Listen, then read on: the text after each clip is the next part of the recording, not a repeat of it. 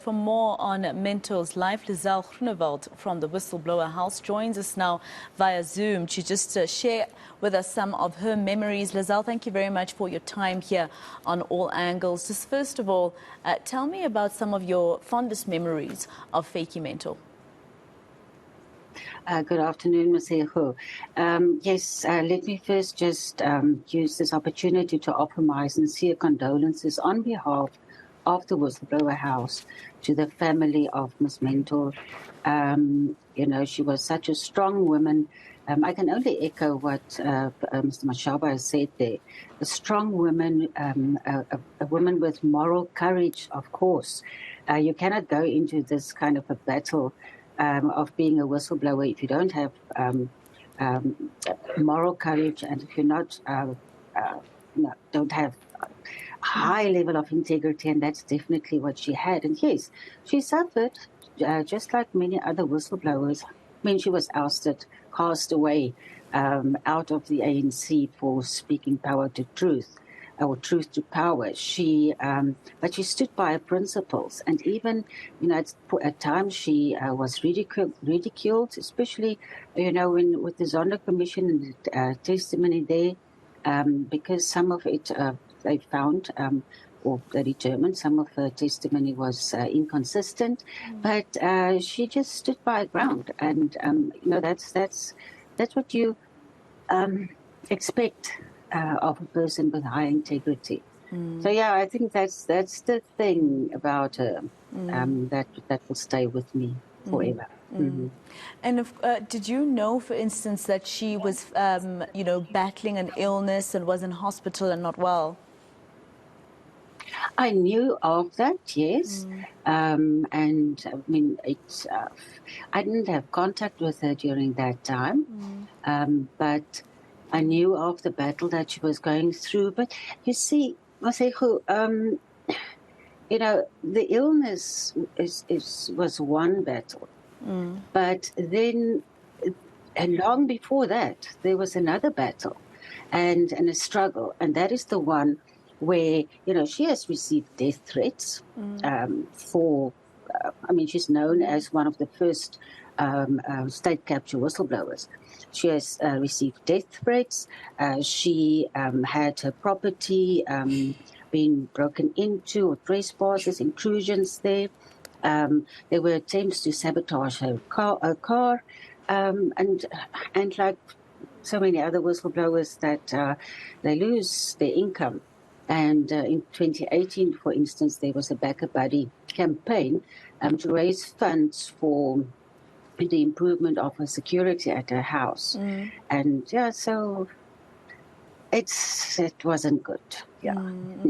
And of course, do you believe perhaps that the stresses that came with that illness that you're talking about, of having to always constantly watch her back, worry about her family, her life, etc., possibly also added to, you know, whatever she succumbed to today? You know, Masego, I can't really comment on that, but because I'm, you know, not in a position to do so. But I mean, the stresses, again, if I can talk also about other people, other whistleblowers, is that the stress that they experience and that she has experienced of looking over their shoulder the whole time. I mean, that just cannot be healthy, not at all. No. Absolutely not, absolutely not.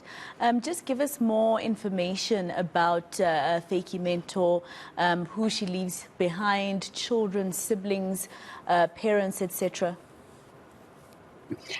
She, I don't know her whole family, but she has siblings who has been very, very supportive of her throughout. Her sister has been taking leave to be at her side, from my understanding, and they're a big family, and but always there supporting. Yes, so I think there's going to be a huge gap left in their social structure at home. Yeah.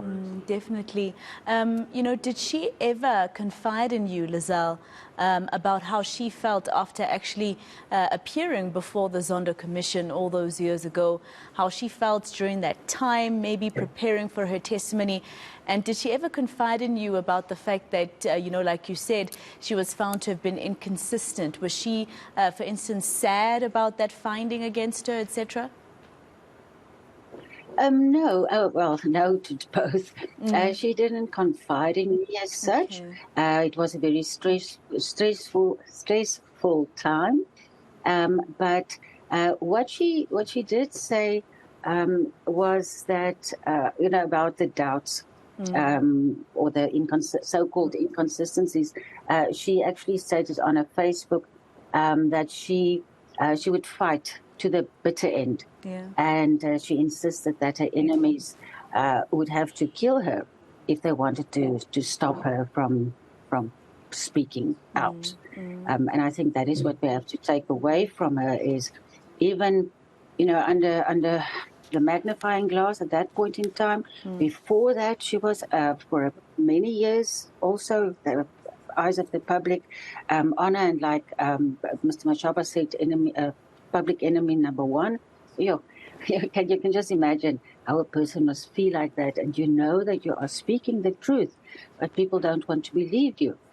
So one must just admire the courage that she had, and she stood by what she said. And even though people came to her from all sides, no, we must respect her.